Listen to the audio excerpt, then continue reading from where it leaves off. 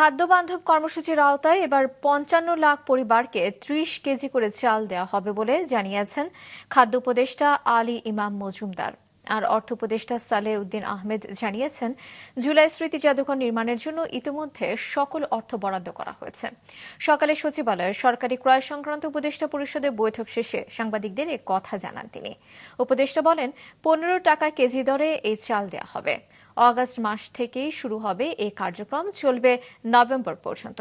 বন্যা ঝুঁকি মোকাবেলায় এবার সরকারিভাবে ৪ লাখ মেট্রিক টন চাল কেনার সিদ্ধান্ত নিয়েছে সরকার। অন্যদিকে বেসরকারিভাবে আরও ৫ লাখ মেট্রিক টন চাল আমদানির অনুমোদন দেওয়া হয়েছে। এতে বাজার স্থিতিশীল থাকবে বলেও জানান তিনি। অর্থ উপদেষ্টা জানান, জুলাই স্মৃতি জাদুঘর নির্মাণের জন্য প্রয়োজনীয় সব অর্থ বরাদ্দ দেওয়া হয়েছে। ৫ই অগাস্ট যার উদ্বোধন করবেন প্রধান উপদেষ্টা ডক্টর মোহাম্মদ ইউনূস। আমরা যেটা করেছি আজকে সবচেয়ে উল্লেখযোগ্য হলো জুলাই স্মৃতিঘর, যেটা এটার জন্য আমাদের কতগুলো আপনারা জানেন ৫ই অগাস্ট মাননীয় প্রধান উপদেষ্টা উদ্বোধন করবেন। আমরা অ্যাপ্রুভ করেছি কিছু কাজ। প্রতিটা পরিবার ৩০ কেজি করে, গতবার ৫০ লাখ পরিবার পেতেন, মাননীয় অর্থ উপদেষ্টা এটাকে এবার ৫৫ লাখ করে দিয়েছেন।